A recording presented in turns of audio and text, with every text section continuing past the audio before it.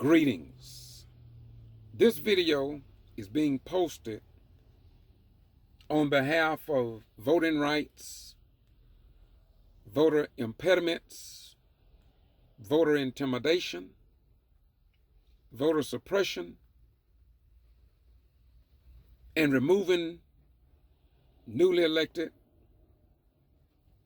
black officials in the state of Georgia from office. This is a white pattern and practice that must be addressed.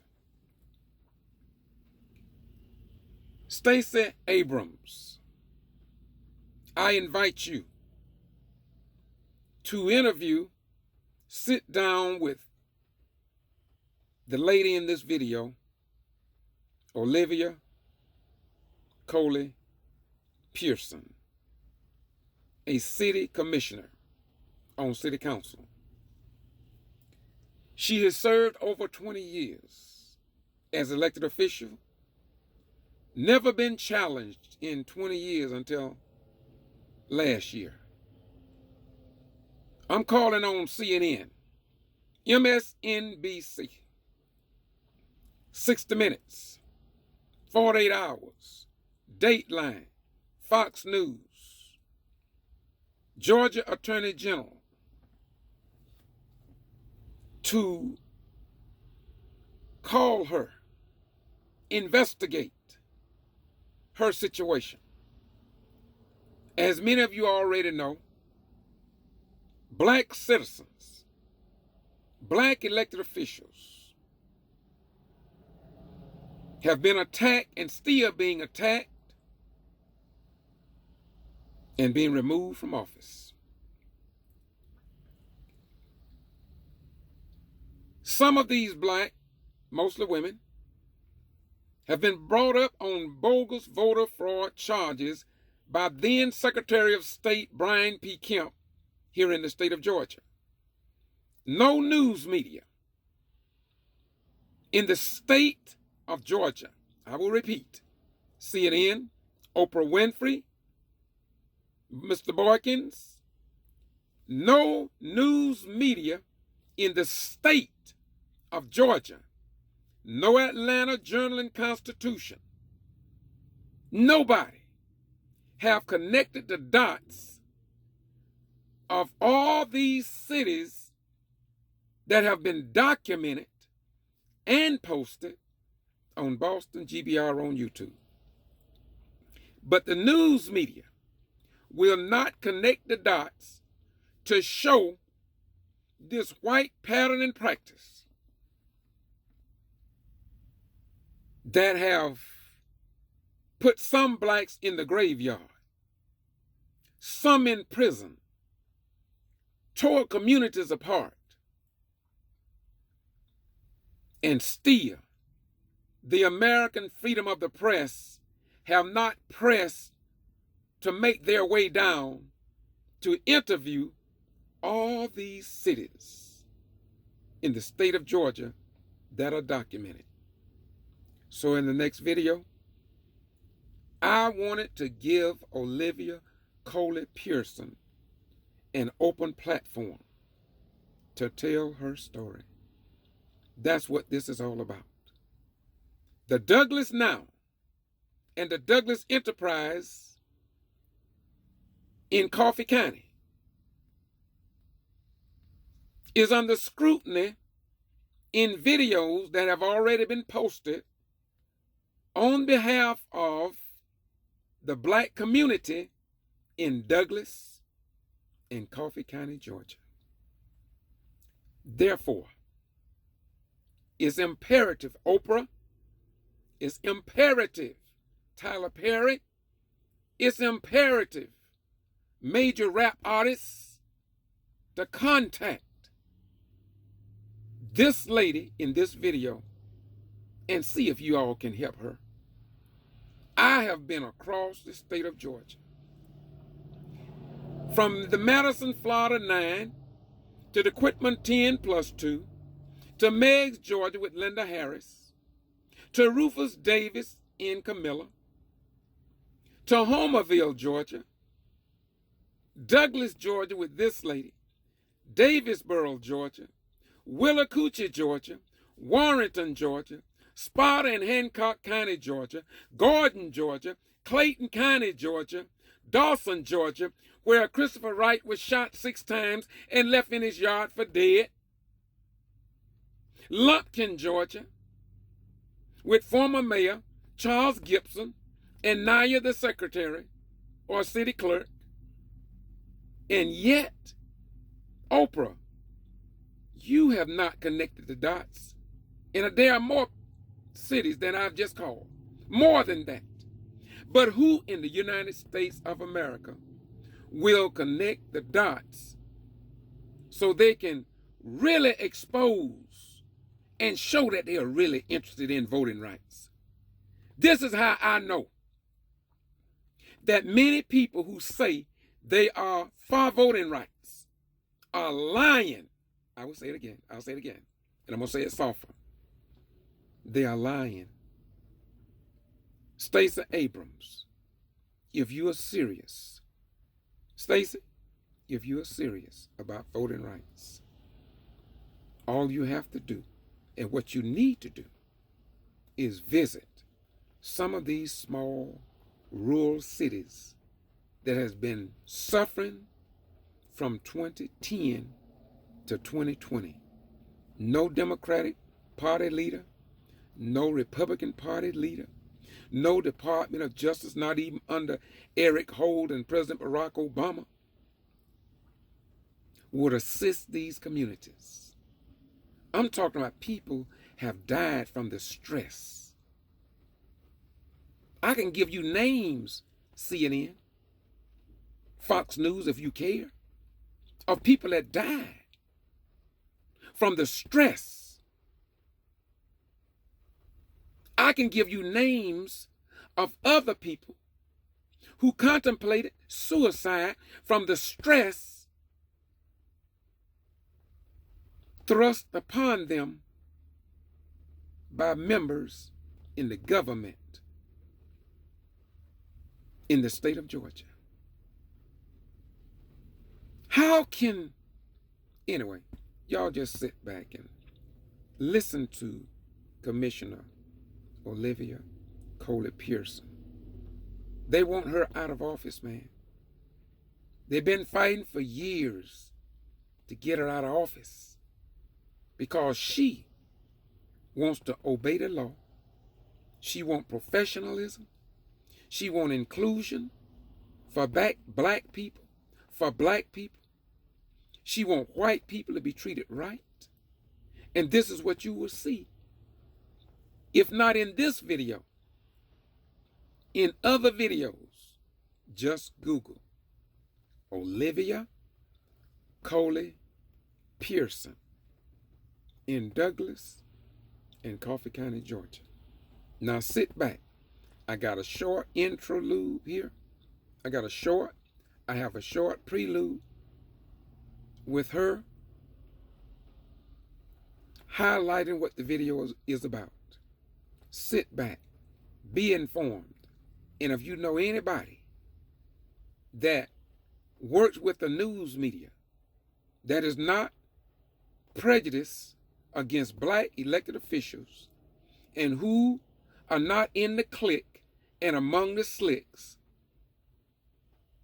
to intimidate, suppress, place impediments to black voters, and then after they are elected to office, attack them for removal by white people and black people who join them in order to hold on to the reins of power. Now, hear ye, O Israel. One white man was on that jury. All the rest, 11 people, were women. And they saw through it. And to God be the glory. Every time I ride through Jessup, Georgia, I say, God, I thank you.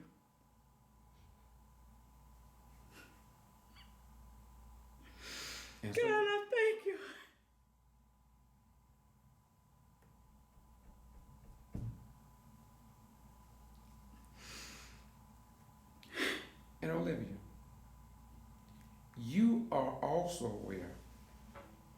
of the many other cities that I've covered and interviewed people, Latasha Head died.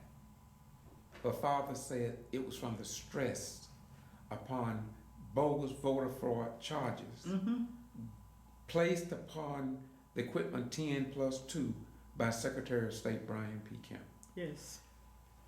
Former Mayor Marianne Whipperloo in Gordon, her husband, Mr. Lou, died. Yes. Fell in City Hall. Oh. Eventually, he died from that.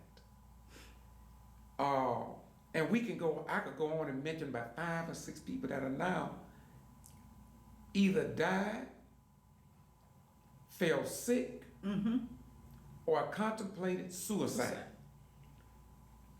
And I don't know, with all the work that the Honorable STACEY ABRAMS is doing, if she have even contacted these people who could shed light on the white pattern and practice of suppressing, intimidating, stopping blacks from voting. And then after they vote, and put people in office like the Equipment 10+2, Dr. Dennard and Dr.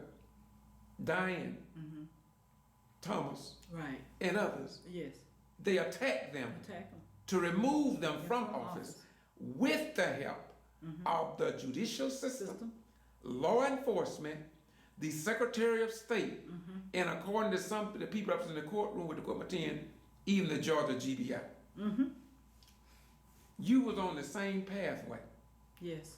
But, correct me if I'm wrong, I read something the other day that was, in spite of all that they have done against you, I went to New Orleans, if you remember. Yes, I do. Someone sent us to New Orleans. Yes, sir. Because it's much bigger than Douglas. Right. But leaving that out, because that was a very enriching meeting in New Orleans. But I understand that you received another award a few weeks ago. What kind of reward? If the people here don't see you as a professional, yes, outsiders can see you as a professional. Correct me if I'm wrong. Did Lebanon Live Action News come here? Yes, sir. Did they interview you? Yes, sir. Yes, sir. Is that published in the local newspapers and TV across this area? No, sir. No, sir.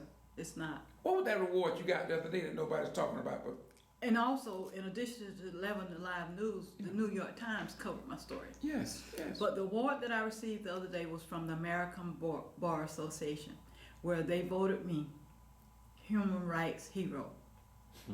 Human Rights Hero. So all that you've been through, at least somebody see that what you, when you stand up for the charter and what is written. Read that verse again. I'm gonna stand with the charter. Yes. What that charter says again? Regarding the interruptions? Yes. Okay. No interruption shall be permitted while a member is speaking on such matters as may be before the Board of Commissioners. Now the point I'm making is this. You quote the charter more than anybody I've seen in Coffee or Douglas, Georgia. Yes, sir. And if nobody else see the value of what you're saying, at least somebody on the outside, including news media outlets and TV stations, see a need to say at least, boo, we appreciate you. That's right. I'm sorry, go ahead. You're fine. You're fine. Yeah, I had a moment there. But you're exactly right. 11 Alive News came, interviewed me. New York Times called me, interviewed me, did a story. And then on about 2 weeks ago, the American Bar, they recognized me as a human rights hero.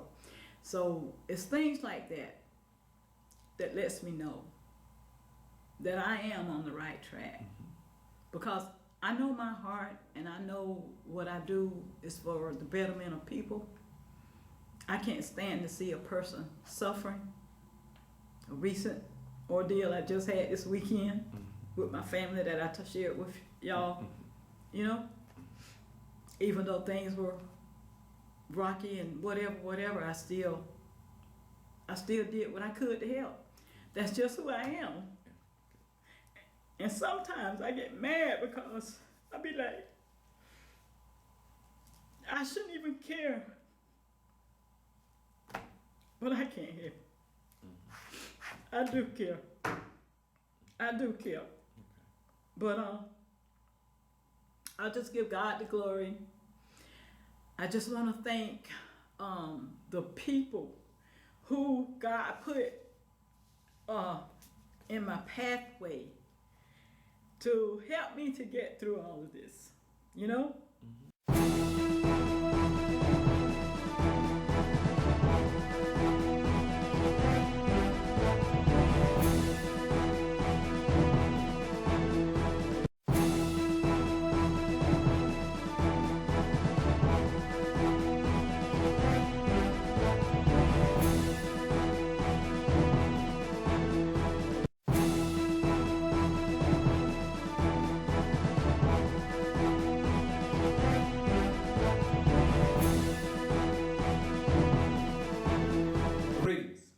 This is the Get To Free Press. I'm George Boston Rhines, and I can be found on YouTube at Boston G.B.R. I'm in Douglas, Georgia. I've been coming to Douglas for a long time. Before I came to Douglas, I went to Madison, Florida, Quitman with Quitman 10+2, Homerville, Georgia, Nichols, Georgia, Willacoochee, Georgia, and many other cities across the state of Georgia. But the problems in these cities and counties are pretty near the same.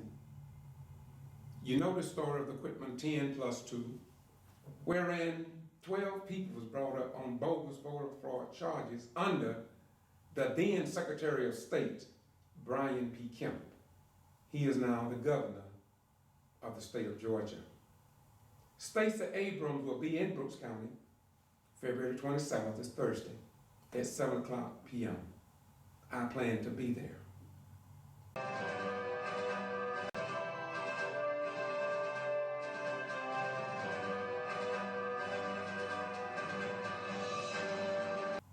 Earlier this week, I was called to be over here in Douglas. And this morning, after being at the city council meeting last night, and after watching Douglas Now on Facebook, I decided to interview Olivia Coley Pearson, who is a commissioner, has been a commissioner in this community for over 20 years. If you watch my channel, you will see that she has gone through hell and high water, just like Mayor Ann Whippaloo in Gordon, just like Dr. Nancy Dennard, and others in Brooks County. So to save time, I have Olivia in the room here. I want her to sit before the camera, and I want her to, for once, to start at A and go through to Z. This is not an interview. This is a historic documentary in terms of what she has experienced as an elected official here in Douglas, Coffee County, the state of Georgia, and in the United States of America. Too often, in the 30 cities that I've been to, the news media, mainstream that is, mostly is white people. They will not publish the problems of voter impediments, voter intimidation, voter suppression, and in her case, removing black elected officials after they are elected. So the next person you hear will be Douglas Commissioner Olivia Coley Pearson. She's highly respected in this community. From what I understand, her mother was a respected figure, and we want you to listen to Commissioner Olivia Coley Pearson.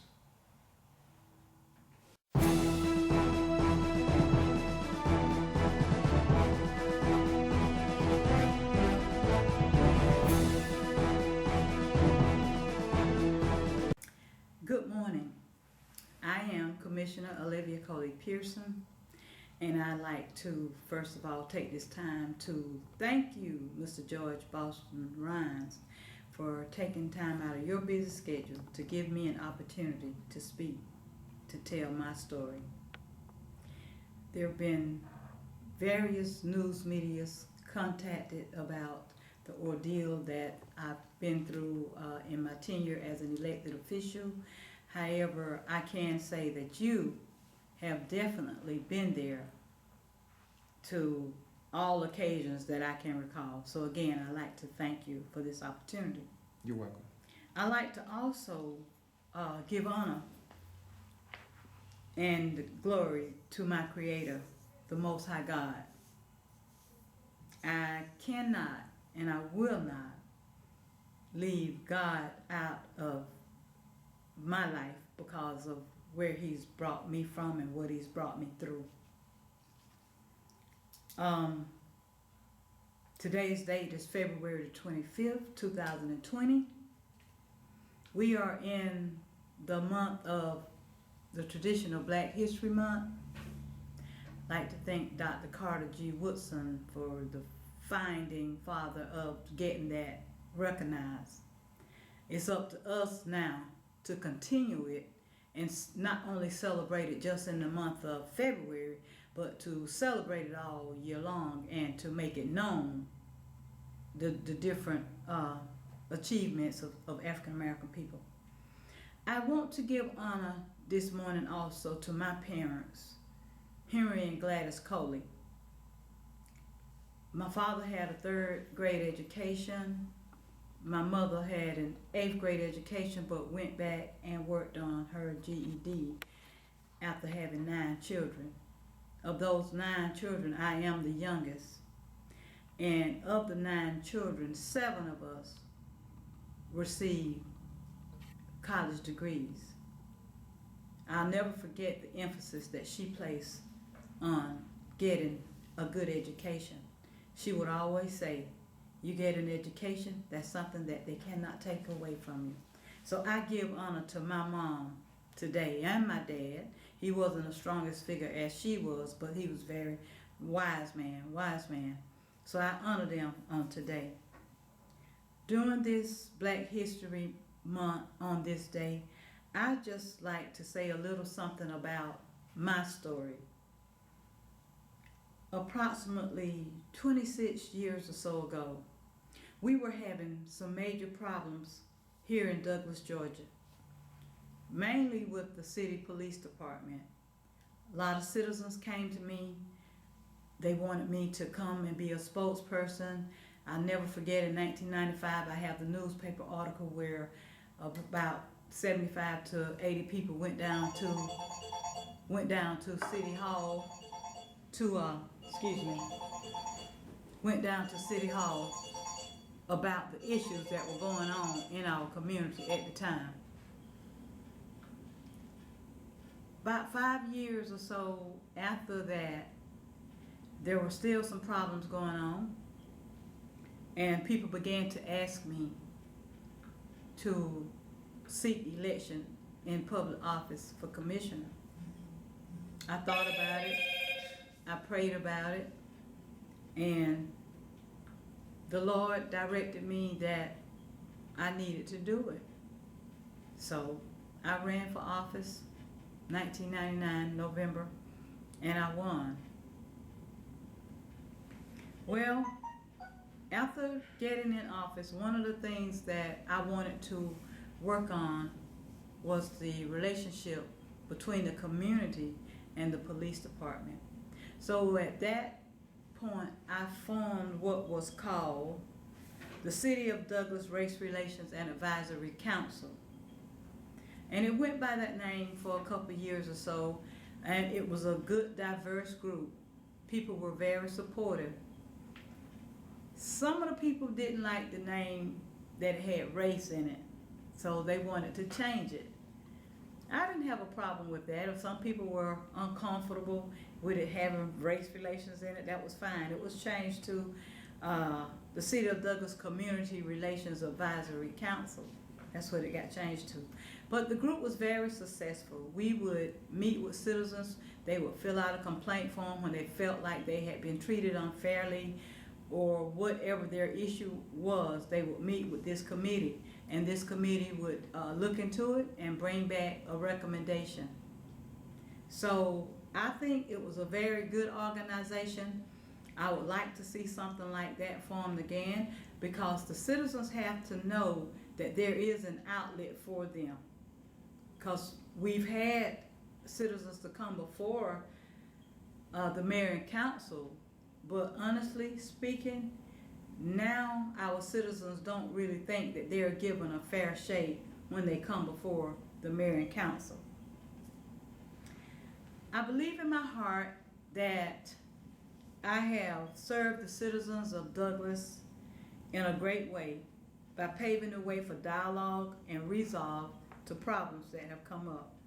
And I think that this is evident by the 5 terms in which I've been re-elected since I was elected in 1999. Of those 5 terms that I was re-elected, I never had an opponent. I was always unopposed. So that spoke volume. I must have been doing something right. It was only until this last term, this past November of 2019, that I've had opposition out of 21 years.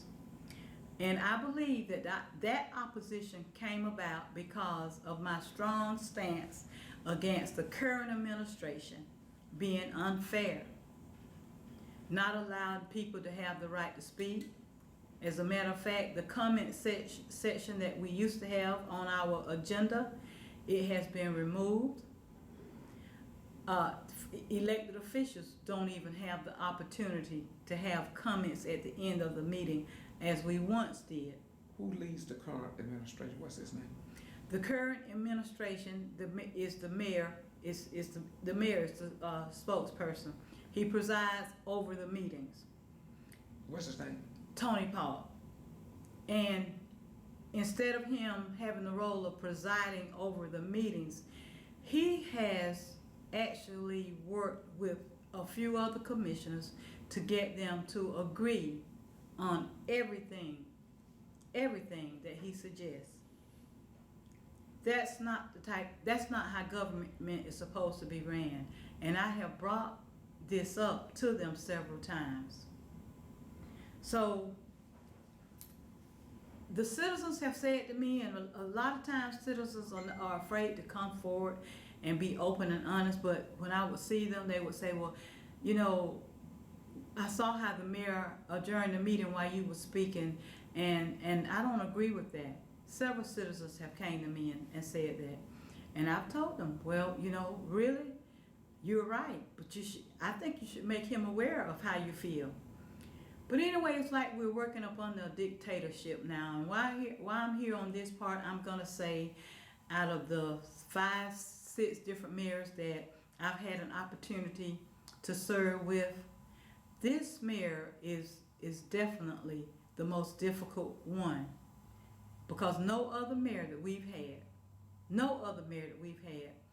has silenced elected officials from speaking.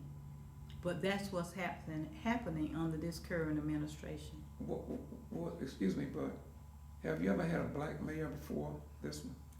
Mr. Tony Park is our first black mayor. So you had more problems out of a black mayor than you had the white mayor? That's correct. Okay. That's correct. And for the record, let me say, because one of the elected officials said to me, well, I think he's doing a great job. He's This is the first time elected official that said that. So he really doesn't have anything to compare that against what he said, because he has not served before under another mayor. But the fact of the matter is, you know, you cannot, it's like you're trying to operate a dictatorship when you begin to take away the rights of elected officials to speak. Each one of us as elected officials have X number of citizens in our district that we represent.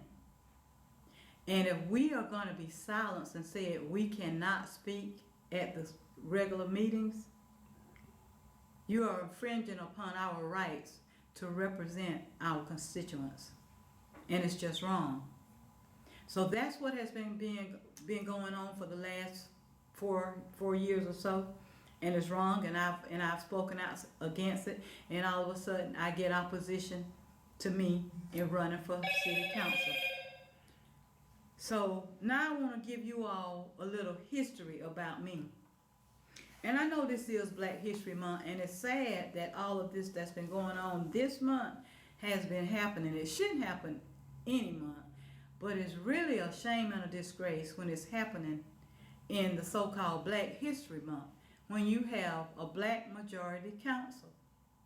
But under this administration, you have where you've had some employees who have been treated unfairly, blacks and whites, and I have spoken up when I felt that they were mistreated. I've spoken up for them all, blacks and whites. Let me make the record clear. I did not only just speak up for the black ones, I spoke up for white ones as well that I felt were treated unfairly. Has this been documented on video or in the minutes that you stood up like this? Yes, there's a record of it. There is a record of it. But let me say, while you asked the question about the minutes, there's a ploy. I won't say that it's deliberate, but for some reason, the minutes are not being transcribed as the events are actually happening. They're being misrepresented and they're being distorted. And as a matter of fact, on last night, there was an incident where I saw that the minutes were incorrect, and I brought it to the attention by calling for a point of order that the minutes were incorrect, and the city attorney advised that what we could do is a motion to amend the minutes. I made the motion to amend the minutes. It got second, and 3 commissioners voted to amend them to make them correct. Those 3 were 3 blacks. 3 commissioners, 3 white, voted not to amend them, and the mayor, Tony Paul, voted along with the whites to not amend the minutes. A clear violation of the law to adopt and approve minutes which are incorrect. And I know we don't have a whole lot of time, but on this morning, and I've talked to Charlie Davis, the city manager, before, and I asked him the question, what's going on that our city clerk is having problems, issues with getting these minutes correct? So he said to me he had talked to her this morning, and she got a little confused as to what happened in the work session and what happened in regular meeting, but that doesn't jive with me because of the fact these meetings are audio recorded. Mr. Wilkerson video records them. Also, I'm not sure if he video records the work session, but the meetings, work session and regular meeting, are audio recorded by the city clerk. That's how she is supposed to transcribe the minutes, based on her audio recordings. So he's checking, and he says he's going to get back with me, and we've got to address this because this just cannot go on. The minutes are too important to have inaccurate statements going into the minutes. While you're on the subject of minutes, yes, sir. I was notified by the president of Justice League United yesterday. Yes, sir. That he checked online, if I'm not mistaken, and he can talk on this later. Okay. I think he said something about the minutes from December to current is not posted on the internet. And so that's something that we'll look into and check out further, but I just think that would be interesting if you can't pull them up. That's good. Wow. And that's interesting because, see, I usually just refer to my paper hard copies, so I don't usually go on the internet. Right. Excuse me, but that's something that definitely needs to be looked at. So if that's the case, Okay. that's the problem. I just threw that out. Yes, sir. Also, there was another point that I was going to mention, and I lost my thought pertaining to the minutes. I can't recall right now. Maybe I'll recall it before we finish. Well, you can just think and talk about it because, think about it because, like I said, all this gonna be cut out here anyway. When you Okay. doing that talk, I'm gonna cut that out. Okay, okay. But yeah, the minutes are very important. They have to be correct. I don't understand why in the world elected officials who have sworn and taken an oath to uphold the law would want to vote to approve minutes that's false. I just don't have the answer to that. I don't know if they don't take their job serious enough or whatever, but we can't have these kind of people running the government. When we go back, do you have a recording secretary at these meetings? That's the point that I was going to address. What you asked me, Yeah. that's it. Yeah. The city clerk, she's responsible for recording the minutes. And we had a retreat just about a week ago on February the 8th. Nobody recorded. That's a public meeting. Nobody recorded the minutes from that event. Commissioner Pearson, are Yes, you sir. sure about that? I have checked? not. They were supposed to be provided to us in our agenda, and they're not there. So you all did not. You never approved minutes for. From the retreat. That's correct. Okay. All right. Okay. That's correct. So there are a lot of things, a lot of problems, a lot of concerns that I have that it seems to be falling on deaf ears. I don't know if some of the other commissioners do not realize the importance of this. I don't know if the city manager. There are a lot of questions. Well, if GMA get a copy of this video, Mm-hmm. do you think that they care enough to call somebody and let them know that it's okay to do this or that it's not okay? Just a question. And I'm trying to think now, if it was still the gentleman we had previously, who I knew very well, Larry Norton, who was the previous CEO for GMA, I feel like he would definitely contact someone.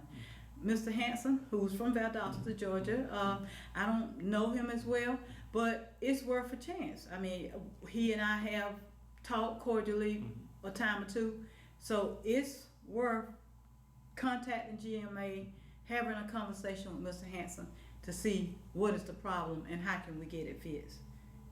Well, another question. I don't want to drag this out, and I wasn't planning on asking you any question, but because we're dealing with this retreat, a public meeting Yes, sir. in the state of Georgia, and I have the red book, and it's under revision, I think. But why is it that if the Attorney General wrote in that book about transparency in government, Mm-hmm. that all meetings Mm-hmm. would be open and not closed, Mm-hmm. and you all are paid by the taxpayers, Right. how could a meeting be held with no minutes, with no record to show the voters why you all was paid for that day-long event Right. and nothing be published? That's a great question, Mr. Rhines. Okay, you can move That's a on. great question. But as you have witnessed, I am one elected official on that board who will ask questions. And I think that's some of the resentment also, that I ask questions. But I'm not there to sit quietly and to go along with everything that goes on, especially if it's not right. So I've asked questions. A lot of times I don't get answers. Like last night, I asked the questions to those who voted not to amend the incorrect minutes. I asked them why would they approve minutes that's false. And if you notice and recall, the mayor took the lead and said he did not approve them. No explanation, just didn't approve them. I'm gonna ask you another question, and if they didn't approve the correction, Mm-hmm. do you feel from your training from GMA that there's a possibility that the oath that the commissioners took Mm-hmm. have been violated? It has definitely been violated. It has definitely been violated. How can you approve some minutes that you know are incorrect? It has definitely been violated, and they violated the oath several times. They've violated state law several times, and they continue to do it. And I'm wondering why the city attorney is not addressing this. What's his name? His name is Jerome Adams. Does he know the law? I mean, do you think he know the law? Do he stand up to guide you all? He was there before I became elected. Again, 1999, November is when I ran and won. He was already the city attorney. I mean, he should know the law. I don't understand why he isn't addressing issues with adjourning the meeting while an elected official is speaking, when the charter clearly states when one elected official is speaking, no one is to interrupt that person. The charter states that. Section 2-36 clearly states interruptions not permitted. No interruption shall be permitted while a member is speaking on such matters as may be before the Board of Commissioners. Code 1978, sections 2-39. It's unreal what is allowed to happen. But why would your fellow commissioners know that paragraph exists, and when you speak out against it, they don't say nothing? I'm trying to figure it out. Did they not take an oath like you, the mayor? They took an oath. They took an oath, but they are totally disregarding the oath that they have taken. They are being negligent. But if you stand up for that, don't you think that the people in Douglas and Coffee County should be concerned enough to at least read the charter themselves, to at least know what the law is, so they'll say something is wrong here? Yes, the citizens of GMA should be able to read that like you read it. Read it once again for me. Yes, sir. Because I've heard you address this several times at the meetings. Okay. And this is from the City of Douglas Charter, section 2-36. Interruptions not permitted. No interruption shall be permitted while a member is speaking on such matters as may be before the Board of Commissioners. Code 1978, sections 2-39. That's what it states. Okay, you continue. We've been on that long enough, I think. Any comments? Then move on. Thank you very much. Okay, what I want to say now to the citizens who are watching,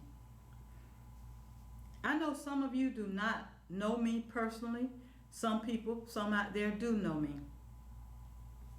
But I want to give you all a little history of who I am.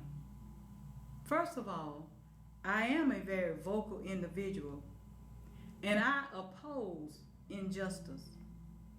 I hate injustice with a passion. Because of my outspokenness and my refusal to go along with the so-called status quo, I believe I was targeted. In approximately March 2016, I was indicted. I was indicted here in Coffee County by the grand jury. The charges were initially 4 charges. 2 counts of inappropriately assisting a voter and 2 counts of false swearing. I must say at first it was myself and 3 other people, but I don't believe that they were really serious about the 3 other people. I feel like they were just really targeting me, because had I been convicted of what they called a felony, I would have been removed from my city council seat.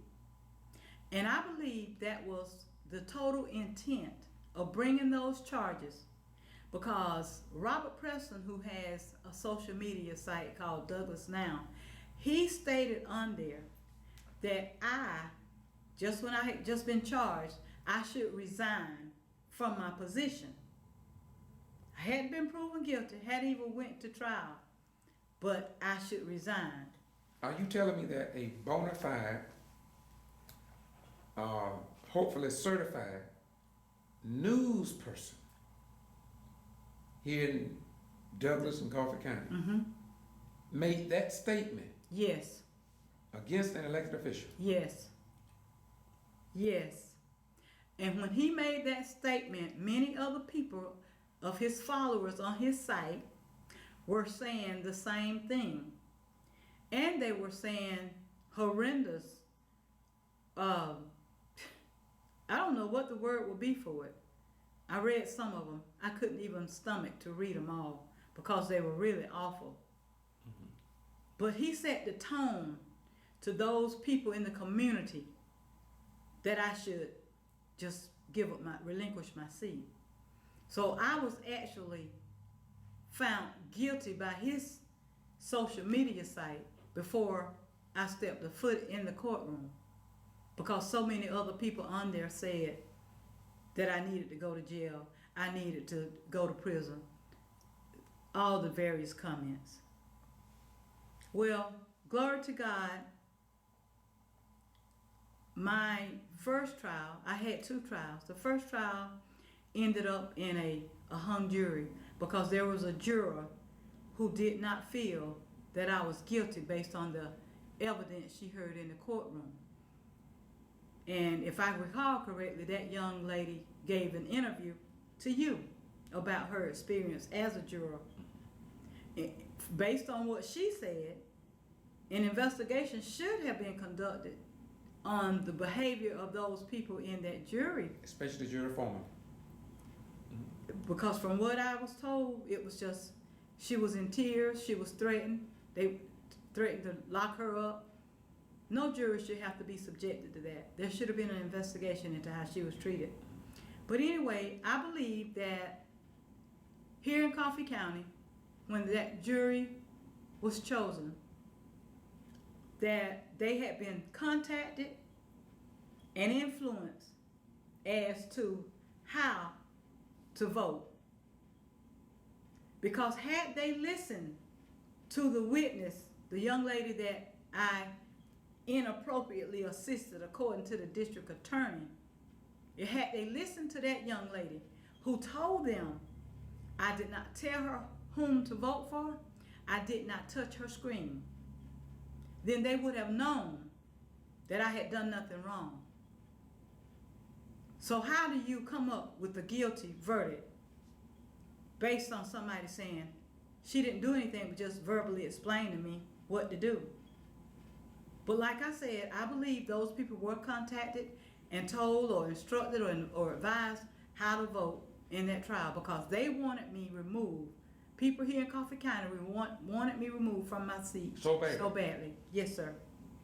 Now, if that strong American citizen juror had not stood up for what she believed in and was willing to suffer the consequences among those people in the jury room, you could have been in prison today, right? Yes, sir. Yes, sir. One of the charges did not even have an OCGA statute. There was no statute for it. The other thing was a false swearing, and that was based on me signing a paper, which the paper stated that assistance was provided, but that was a technicality because assistance was not provided because of the fact I did not assist her in voting. But the Board of Election supervisor, What's her name? Misty Hampton now. It was Misty Hayes before. I think she said she got divorced. She said to me when that young lady asked for that she didn't know what to do, I was about to walk over to her machine, and Misty Hampton said I could not walk over to her machine without signing this paper. That was a lie. That was a lie. If that young lady wanted me to go to her machine, I could go to it. If I provided her with assistance, that would be when I needed to sign the paper. But this was an election day.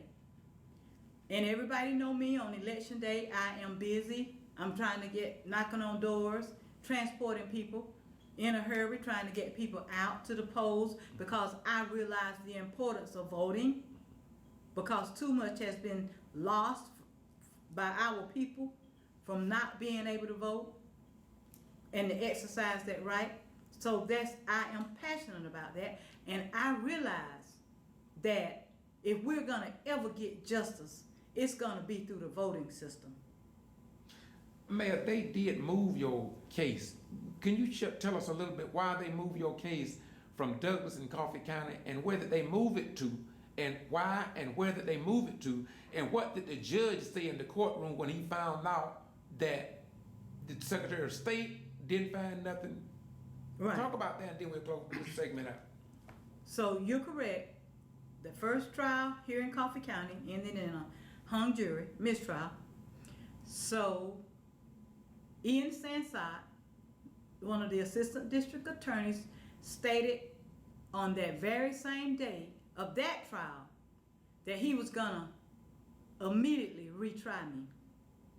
I did not commit murder.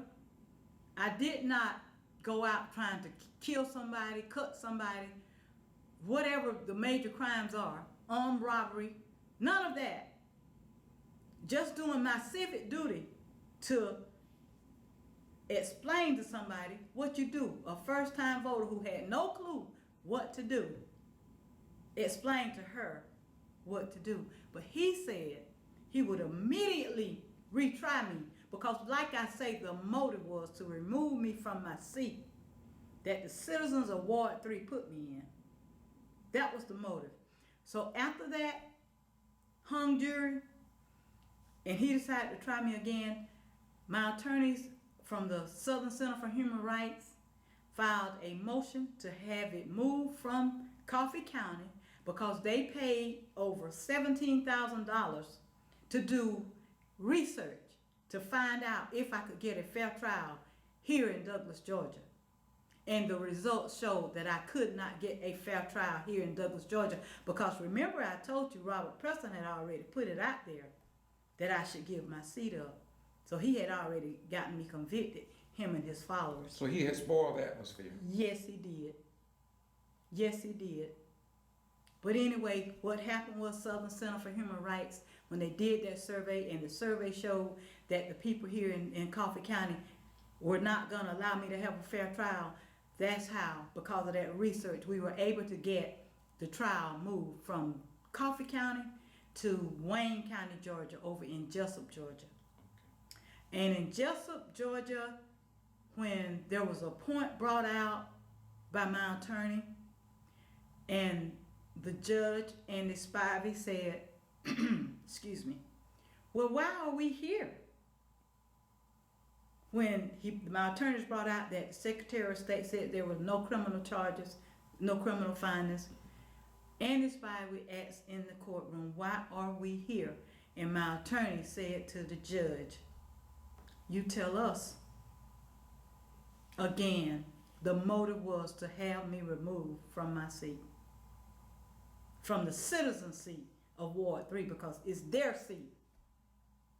And it's sad that you represent a district and you represent it based on what you think is true and fair and honest, and some people are in opposition to it and hate you for it.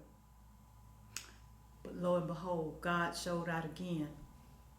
He showed out with that jury in Coffee County who would not move, and he showed out in Jessup County, in Wayne County, Jessup, Georgia, with those jurors there who in less than 20 minutes came back with the not guilty verdict because they saw through the smoke screen. They saw through it. They saw through it. So at that trial in Jessup, Georgia, Wayne County, the district attorney, first of all, they struck every black male from the jury pool. They struck every black male from the jury pool saying that they think that person might be related to somebody who has committed a crime. Every black male got struck right off the top. But while they were so busy focusing on the black men in the jury pool, they forgot about that what they actually done was pick a jury full of women, except for one man. One white man was on that jury. All the rest, 11 people, were women. And they saw through it. And to God be the glory. Every time I ride through Jessup, Georgia, I say, God, I thank you.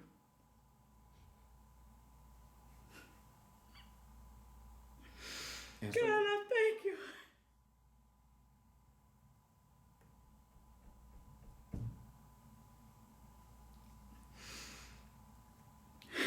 And Olivia, you are also aware of the many other cities that I've covered and interviewed people. Mm-hmm. Latasha Head died. Her father said it was from the stress upon bogus voter fraud charges placed upon the equipment 10+2 by Secretary of State Brian P. Kemp. Yes. Former Mayor Marianne Whipperloo in Gordon, her husband, Mr. Lou, died. Yes. Fell in City Hall. Oh. Eventually, he died from that. And I could go on and mention about 5 or 6 people that are now either died, fell sick, or contemplated suicide.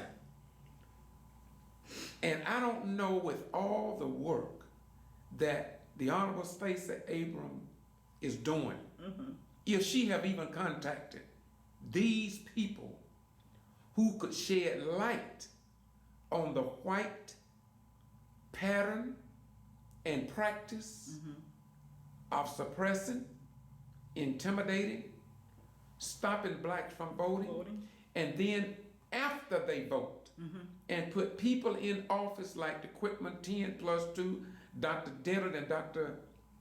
Diane Thomas, right, and others. Yes. They attack them to remove them from office with the help of the judicial system, law enforcement, the Secretary of State, and according to some of the people up in the courtroom with the Equipment 10, even the Georgia G.B.R. You was on the same pathway. Yes. But, correct me if I'm wrong, I read something the other day that was, in spite of all that they have done against you, I went to New Orleans, if you remember. Yes, I do. Someone sent us to New Orleans. Yes, sir. Because it's much bigger than Douglas. Right. But leaving that out, because that was a very enriching meeting in New Orleans.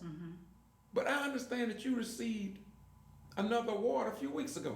What kind of reward? If the people here don't see you as a professional, yes, outsiders can see you as a professional. Correct me if I'm wrong.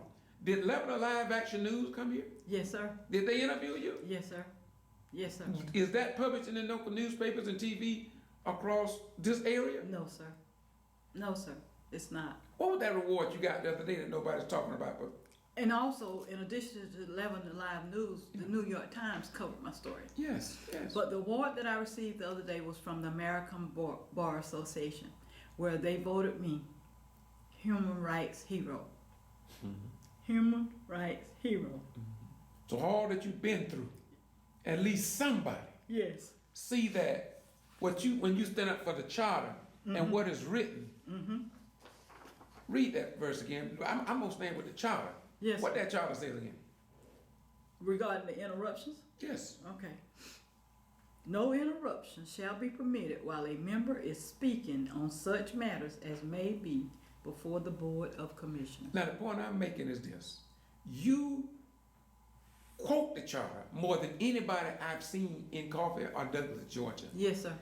And if nobody else see the value of what you're saying, at least somebody on the outside, including news media outlets and TV stations, see a need to say at least boo We Right. appreciate you.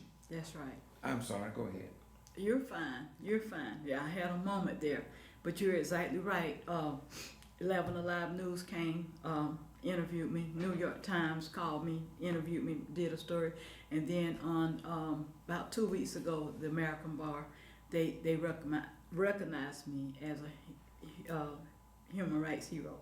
So it's things like that that lets me know that I am on the right track, because I know my heart and I know what I do is for the betterment of people.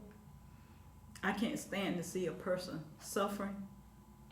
A recent ordeal I just had this weekend with my family that I shared with y'all, you know, even though things were rocky and whatever, I still did what I could to help. That's just who I am. And sometimes I get mad because I be like, I shouldn't even care. But I can't help. I do care. I do care. But I just give God the glory. I just want to thank the people who God put in my pathway to help me to get through all of this. You know? There was people like Miss Anita Earls. She's now on the Supreme Court. She's a Supreme Court Justice for the state of North Carolina. She was the first person to come forward with some funds. Her organization was to get legal representation for myself. Then we have the Southern Center for Human Rights, Miss Attorney Sarah Garrity and Mark Loudon Brown, their team. Oh man, this SRBWI, Southern Rural Black Women. We have the local NAACP here under Mr. Hal Presley's leadership, who was there. I reached out to the state, and it's sad to say they didn't do anything. If I might interject, Pastor Avery in Brooks County, after the Equipment 10 were exonerated on all charges, he made a statement. Where was the NAACP when they were going through all of their ordeal?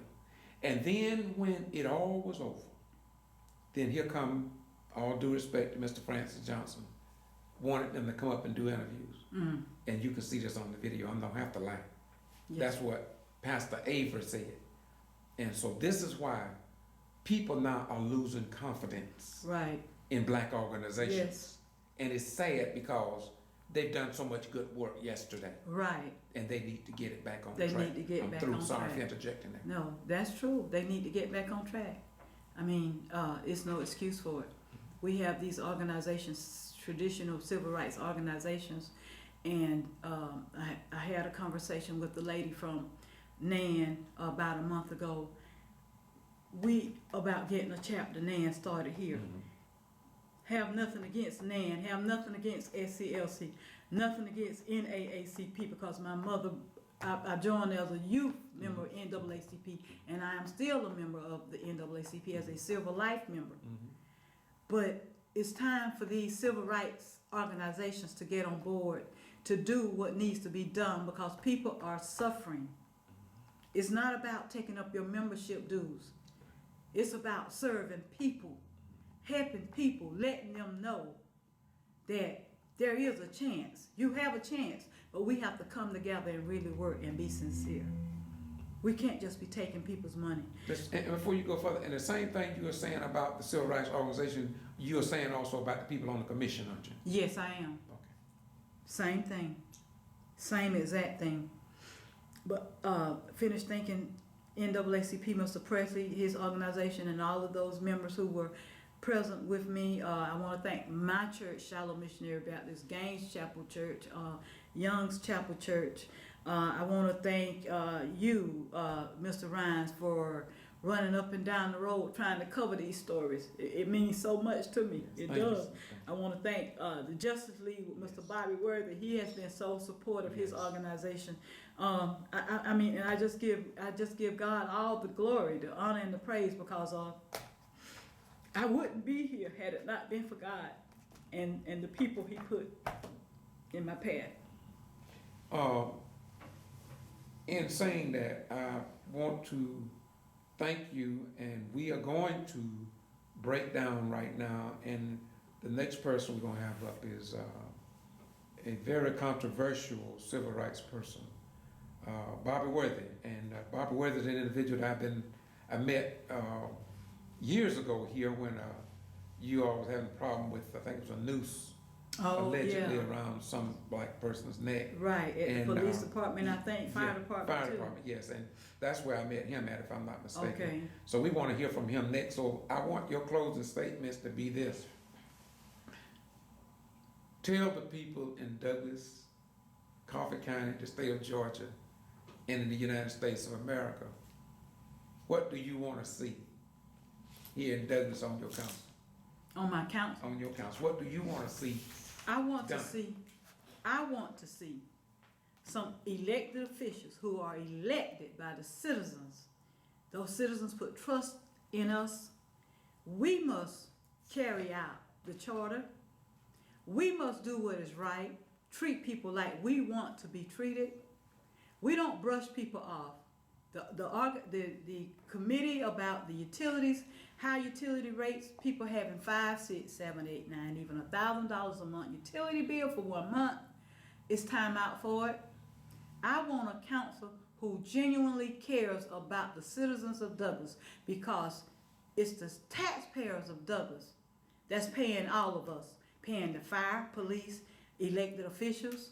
So we owe it to them to uphold the oath that we've sworn to. We've got to do what's right. And regardless, like my mom told me, she got a chance to see me in the seat for about 10 months. And she told me, and I'll never forget it, if you have to stand by yourself, you stand for what's right. Because in the end, you got to answer to God for what you do. So to my council that we have up there, it's time to stand for what's right. Because God is coming back. And if you want to make it in, you better do the right thing, because people dying around here like flies. I'm telling you, get it together, City Council. Thank you very much. This Thank is you. Get to Free Press. I'm George Boston Rhymes, and we report what others ignore. You got to give one more. I'm sorry, we missed I thought about it 3 times. Okay. That is this.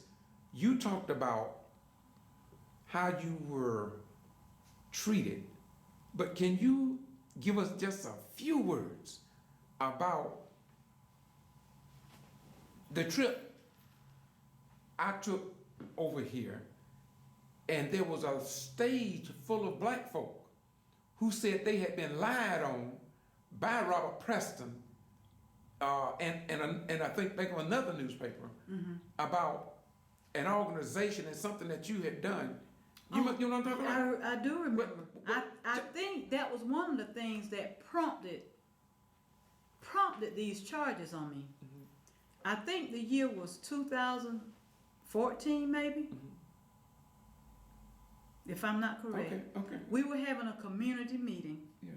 I had called for, a lady had said to me, we've got to do something for our young people. Our young people, we're losing our young people, in which I was in realization of that as well. And the same thoughts had been on my mind. And I was like, yes, you're right. We do have to do something about our young people. So I decided to call a meeting. The meeting was for my women's group, SRBWI. I invited Justice League, Mr. Bobby Worthy and his people. I invited Coffee County NAACP, Mr. Hal Presley and Reverend Larry O'Hara out of Waycross. There were some others I invited. Other people from Waycross came. And you mentioned that at a commissioner meeting. I did announce it at my city council meeting. And I'd be damned if Robert Preston, again, with Douglas Now, he and whoever was working for the Douglas Enterprise newspaper at the time, turned it around that we were holding a meeting to kill white people. That's what was printed. Now, was this documented? Sure. I still have the paper. I still have the paper. Just told a flat out lie. That was some of the reason why I believe these charges came upon me also. From that bogus lie. That bogus lie. Robert Pearson was sent the flyer about what the meeting was about. Douglas Enterprise received the flyer about what the meeting was about. And I announced it at my city council meeting. I think you might have gotten a notice about the meeting. I'm not sure. Yeah, that's why I came. Yeah. And it was turned around. That it was a meeting being held to train people to hurt folk. I just want to interject at this point that whether it's the Madison, Florida 9, they had a problem with the news media. If it was the Quitman 10+2 in Brooks County, they had a problem with the media. Mm-hmm.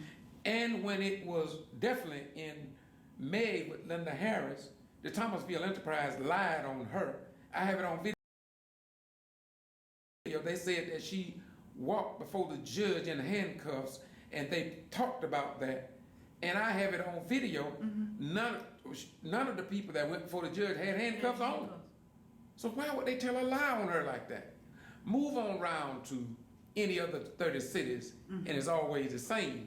The white mainstream news media will not be fair. And so Dr. King said the same thing. Dr. King said the news media was no friend of black people. And it's so sad. Yes, it is. After all these years, you're telling me, not to mention Mayor Ann Whoopaloo, mm-hmm. and what the Wilkinson County Post took her through. And then the editor of that paper was rewarded $45,000. Mm-hmm. And she did it because she was a major disruptor of the meetings. And they awarded her $45,000 by the people in the clique, mm-hmm. and among the slicks. Mm-hmm. All that's been documented and recorded. But nobody in the state of Georgia will even try to get those taxpayers $45,000 back.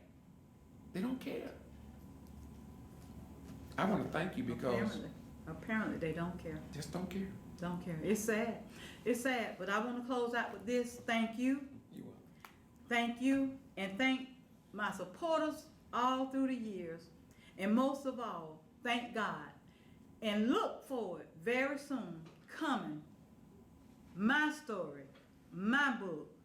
Do you know my God? Do you know my God? I'm telling you, that's the title of my book. Do you know my God? Do you know my God? Praises be to God. Because I got a story for you. Yes, thank you. I got a story for you. And let me say this. God told me when this ordeal got started, you tell your story. Because some people think he don't exist anymore. But you tell your story so you can let them know. I'm still on the throne. And he's still on the throne because all these folks, these high up folk in this community came out against me. And God put them to shame. Commissioner, I just want to say I'm waiting for your book. And I will say this, there's a lot of publishers. I got a publisher for you when you get it ready. Okay. I got a publisher waiting. We'll be in touch. All right, thank you. Yes, thank you so much.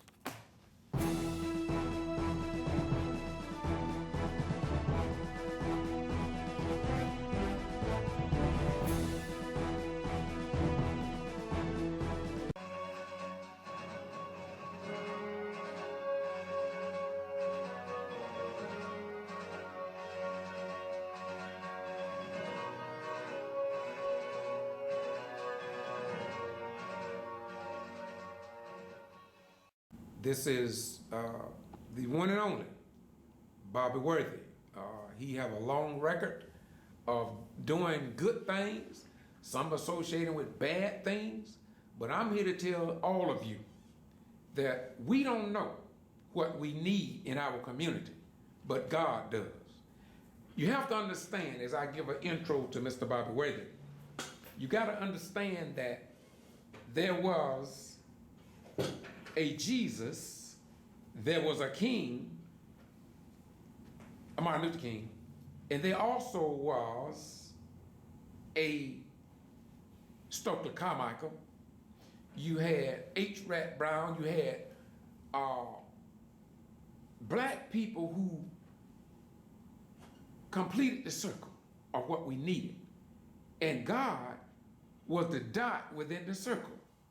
And so when you find someone that nobody likes because they don't like the way his hair look, they don't like the way his eyeball comes out and protrudes out of his head, but that is exactly what God wanted.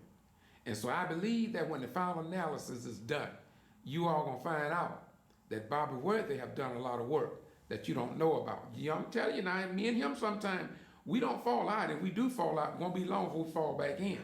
Because when I look around for people to travel with me to trouble spots, my friends are nowhere to be found. Now, my friends probably don't want to hear me say that. Well, if you don't want me to say that, then come travel with me. Then I won't have to say that. But when I want to go somewhere, it's one man I can count on. That's Bobby Worthy.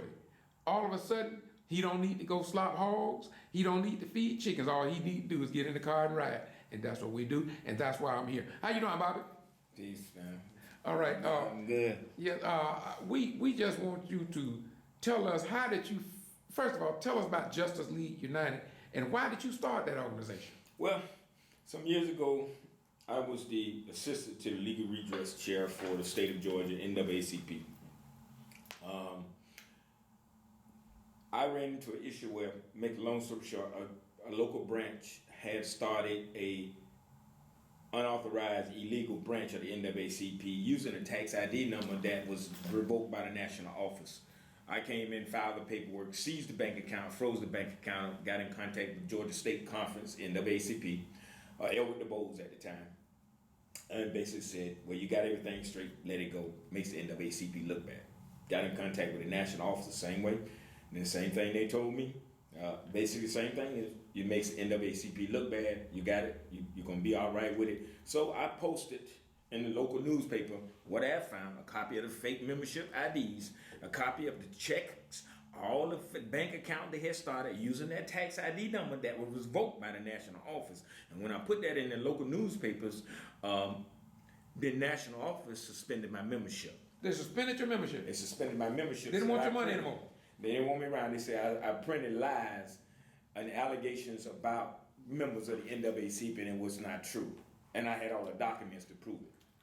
So I started the Justice League United, unincorporated in 1998. I've always worked under this organization, and because I realized that the NAACP had too many rules and regulations, just as the police departments and the governments all around the world, they have rules and regulations, and yet they still violating our rights. They still attacking us, beating us, killing us, even assaulting us, and even raping our women and some of our children.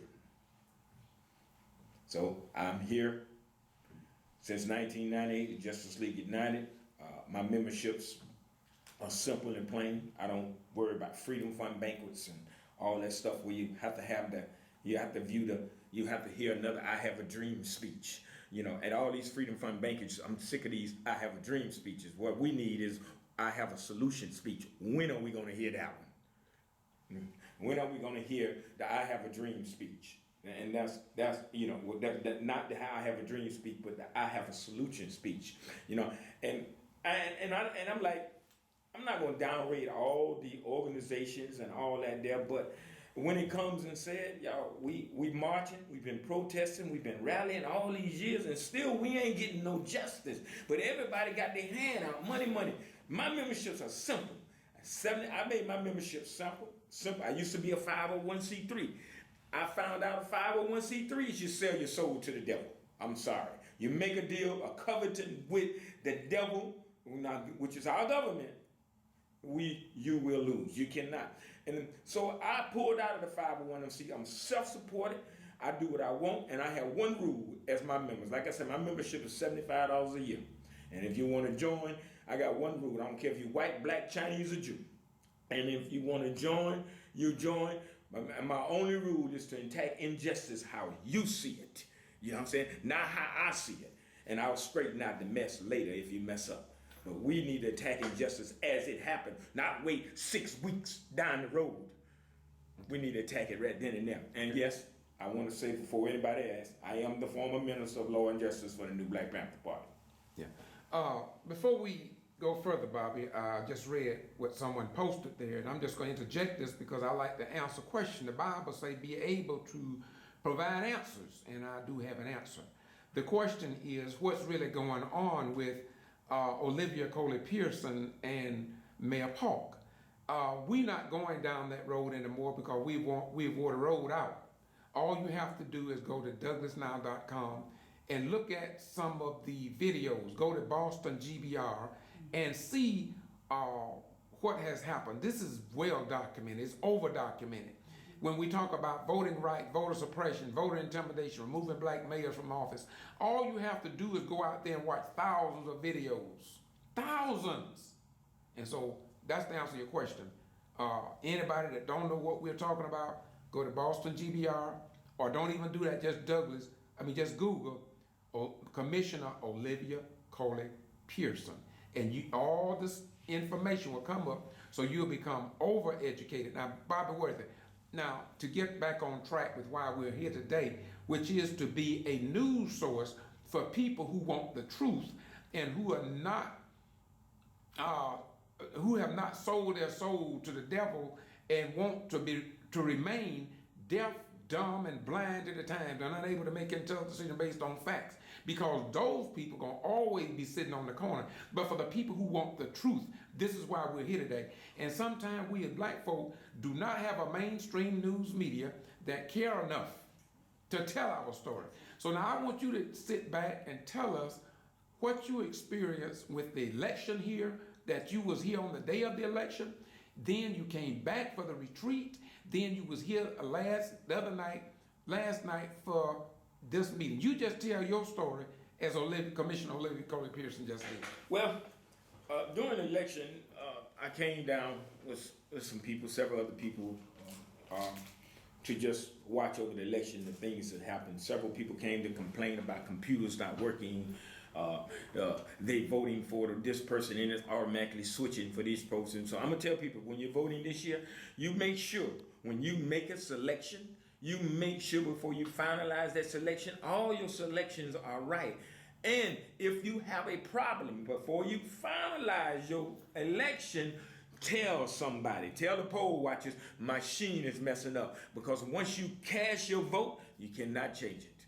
So that's what I'm saying. But I witnessed at this election, I even witnessed some of the people that's running for office inside the danger zone, as you say, that they cannot be in certain feet, 100 feet or so away from the election, 500 feet. Call some names. Call a name. Mayor Tony Polk, of course. I got statements about Mayor Tony Polk here in Douglas. I got statements where he and his parties were actually asking to pay people to vote for him.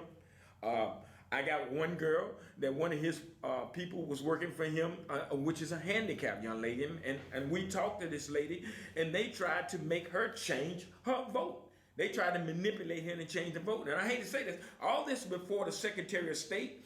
I have no faith in the Secretary of State. All this is documented and should have been taken care of. The Secretary, when this first happened, he was calling me every other day. He introduced me, he gonna come. The lady called me from the Secretary of State's office, but ain't nobody did nothing yet.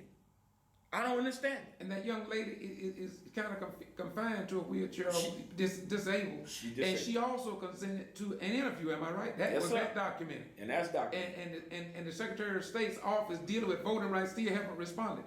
In Quitman, Georgia, they did the same thing. They had a meeting down there, and they kept waiting for a response from Secretary of State Brian P. Kemp, and they never got a response back. Never. Yeah. And to go into the Douglas retreat, I ain't gonna say. Wait, before you go to the retreat, I'm sorry. I guess I'm doing what I asked you not to do. That interrupt me, but you mentioned something very powerful the day of the election when you mentioned something about, and I watched this on the video the other night. You said about law enforcement wearing guns or something. Will you talk about that before you go make the step out the retreat? Well, the thing about it is, there was a couple of cases, I believe, out of Atlanta, Georgia, or somewhere around there. some years back, where it was my bad. It was Long County, Georgia, Ludowici, Georgia, where the high sheriff, which is Cecil Noble, God bless the dead Cecil, and his son runs the Long County Sheriff. He was a good man. Cecil was a man of the people, really. Cecil Noble is the longest running sheriff in the state of Georgia. 30-something years as the sheriff. So, but rest in peace to him. But he was given a thing where he was said that he had a pistol, and he used voters' intimidation with that pistol. People didn't feel comfortable. But we found that was a lie, because if you know Cecil Noble, you'll know. And I've been knowing him since I was a little boy, little baby. If you know him, he never toted a gun. He was truly Andy Griffin. He never toted a pistol in his life. I've never seen him with a pistol. But to make that long story short, in Douglas, I watch armed security with guns walking around inside. That's to me, that's a form of voter suppression and intimidation to make people scared and maybe make a mistake or don't even want to vote. The police should be nowhere near a voter's poll. If they have to secure, they should secure on the outside. They got no business inside, where they can intimidate voters to vote their way by having a weapon. Because, as we know, black folks, we scared of the police anyway. Most of us fear the police. So, why? Because they harass and kill us. They stop and frisk, and there's always targeting black men. Driving while black is not a crime. Walking while black is not a crime. You know what I'm saying? Talking while black is crime. Talking to a white woman is a crime. You know what I'm saying? So it's getting that I can come in here, a white guy can come in the store wearing a three-piece suit. You know what I'm saying? Wearing a three-piece suit. And I can come in there dressed regularly and walk in there, and they will watch me. I can come in there in a three-piece suit too, and they're going to immediately turn to me and watch me, but he over here stealing every damn thing I stole. So it's becoming our human nature. Our human nature is taking over everything. And the police are living by their human nature because of what and the black folks, stop doing it. Stop. We got to teach our children, pull your pants up. That is an automatic, and I ain't gonna say it's right, but that is an automatic attraction to you by the police. The way you dress, the way you carry yourself. And I understand the trend, and that's how it is. But like I say, if you got a bunch of you black guys, and I did this scenario about 2 years ago. I was riding down the road. I told my nephew them, watch this. I said, we took the faceplate out of my vehicle. Then, that's when they first had the faceplate. You're going to start and put it in the trunk. I said, now watch, we're going to ride back by the police. I'm rolling out the window, and I want every one of y'all to just start bouncing your head. And we bouncing our head, riding down the road. They pulled us over, and guess what they said? He heard loud music. How did he hear loud music? I said, sir, the faceplate is in the back. How did you hear loud music? Well, I'm going to let y'all go this time. Y'all are free to go. But see, that's what I'm saying. They already targeting you as a enemy, as a person of interest. So black folks, teach your children, stop giving them people power to do it. Because listen, when all they're said and done, they pull their gun out and kill you, they getting a vacation. And you going to the funeral home. Your mama sad, your family sad.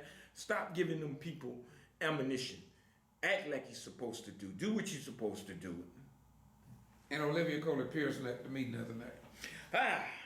Miss Olivia, I got to give it up, Miss Olivia. I've been knowing Miss Olivia Coley Pearson right after her son passed away on the train. That's when I first met Miss Olivia Coley Pearson.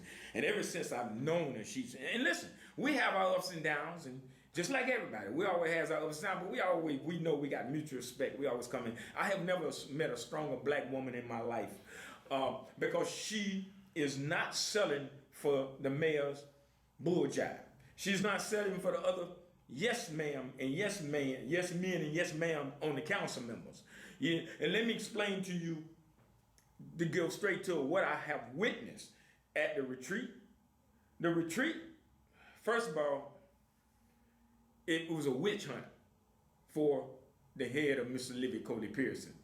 And because of myself, others, the Ghetto Free Press and others being there, it didn't go as bad, but it was a witch hunt toward Miss Olivia Coley Pearson. And there is the retreat, if I'm not mistaken, is for you to discuss city business and to see what we're going to do in the future, funding and all that, and move forward. They didn't discuss none of that. Some of the departments discussed that, but when it got down to the city and council, mayor and city council, it all went left. Everybody concerned is about her standing up for her rights, doing what she's supposed to do, and not be a yes man to a dictatorship. And what I witnessed the other night, last night, matter of fact, was it last night? Yeah, last night, that I never in my life witnessed this, and if you can see it on my live feed, that I witnessed the city council, the mayor, and the city council voted to falsify the minutes to not reflect the truth. Basically, they voted to lie on documents to approve minutes that did not happen. You know what I'm saying? And the city attorney Adams was there. The city manager Davis was there. The police chief. All these people were there, and they knew without a doubt it is a lie. And they approved it. And the city councils, you had 3 of the city councils that actually stood up and knew the truth. Okay, then I'm going to tell you about Adams, the attorney, what he did. He told them they had to file, if they want to amend the minutes, first of all, the minutes should have never been amended. They should have never been falsified in the first place. That tells you what's going on with the mayor and the dictatorships that the mayor is trying to do. He's in numerous things that he's in direct violation of the charter, as Mr. Olivia Coley Pearson read one. But like I said, I cannot believe that the city council, some of the city councils and the mayor voted to falsify, willfully and intentionally falsify documents to change the agenda, to reflect the agenda to be a lie. And it was backed by the city attorney. And that's just don't sit well with me. And I want to address the issues about after the meeting, and Douglas Now reporter Robert Sutton with Robert Preston. Sorry, my bad, Robert. But anyway, with Douglas Now owner, I guess, press reporter Robert Preston, and I watched his live feed last night, and he didn't really mention me, but I know he was talking about me, because first of all, you need to read a book. Second of all, you need to read a book. And third of all, you need to read a book. And fourth of all, you need to try to read the charter. You're concentrating on Miss Olivia Coley Pearson. That's all you concentrating on. And I hate to say it, in my opinion, with what I've seen on your page, you is a racist. You know, but hey, that you want to be whatever you want to be in this world. But what's on this page? Well, he has a picture of a little boy with his face basically saying something I don't like, and I don't know but the way my face is. And he got another one with a monkey, and he got some words to it, and I can't quote it right now because I'm not looking at it. But I photoshopped it, and it'll be up later. But he said, and he's telling people just like the mayor does, because mayor done told these people this before, trying to intimidate people not to file lawsuits. First thing he said, like I told him, he need to read a book. And I know your daughter, your daddy, I know your daddy used to try to be a good attorney. But anyway, when you telling people that if you file this paperwork, just like Roscoe Allen, everybody is not Roscoe Allen. Stop telling people that if you file this paperwork, you can get if you're going to get some legal fees, the attorney going to sue you for legal fees. If y'all talking about the city attorney Adams filing for legal fees, what I seen in the courtroom, and I ain't going to mention that, but Stop telling people that. You, as the news reporter, don't decide who get attorney fee. It's up to the judge and the people that know how to present their case. If they get attorney fee, it's not up to you and the mayor and your country board attorney. But I just want to say, stop telling people that. You're trying to intimidate people from stopping filing cases. And the anti-litem notice that you're speaking about, you're hinting around talking about, oh, the same people that drafted this and this, drafted up the Mr. Sutton case and all that, and all this here. So I know you're trying to refer to me, but listen, man, let me explain something to you. I told you before, and I'm going to tell you again. I don't care what you say about me. They talked about Jesus. They still talking about Jesus. And people like you, false ideologies and people that don't believe in Jesus, no way. So why even mention it? You know what I'm saying? And it get to the point, I don't have a problem with you. Like I told you before, I don't have a problem with you speaking, man. I don't have a problem with you and Douglas Enterprise laughing and giggling, and even how you disrespected Miss Olivia Coley Pearson last night when she went to take the stand. I saw the smirk on your face. You better be glad I didn't have it. And I'm just saying, man, I ain't got a problem with you. I'll talk to you one-on-one. And I don't have a problem with you. What I have a problem with you is that you are targeting a person. Either you targeting Miss Olivia Pearson, one or two things. Either you hate black folks, or either you just hate Miss Olivia Coley Pearson. And since you and the mayor is good buddies, you know, all white folks got one good boy, one good old boy, one good nigger, a Negro. But I ain't even gonna go there. But like I said, stop telling people that. And then you misquoted what I said. You try to mislead people. You always do that. You mislead people a lot. But I challenge you to this, Mr. Preston. Like I said, read a book 4 or 5 times. Read the law and understand the law. Read the charter. Simply, you read the charter. Simply read the charter. What you can talk about this and talk about Miss Olivia. Read the charter. You know what I'm saying? Here it is, the charter. Here it is, the charter. This part of the charter.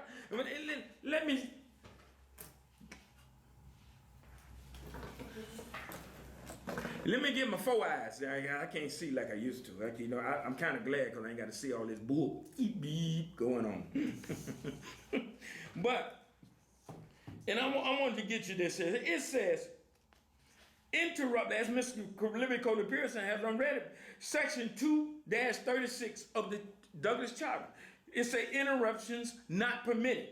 No interruption shall be permitted while a member is speaking on such matters as may be before the Board of Commissioners. Robert Preston, why you ain't reading this? Can you read? Or do you need me to send it to you? Why are you not discussing the issues that the mayor is violating? It's always Miss Olivia Coley Pearson doing what she want to do. And not even that. Hold on, let's go to the most famous one. It's a presiding officer. Section 2-29. Presiding officer. The mayor shall preside on all commissioners' meeting, preserve order, decorum, and shall be appointed all committees unless the commissioners, key word then, commissioners shall otherwise direct, in which case they shall be appointed by ballot. And then notice it say commissioners. You are not the mayor is not the ruler of the city council. Let's go ahead. Oh, my God, look what I found. There is a God, Jesus Christ. Thank you, him. Robert Preston, do you see this here?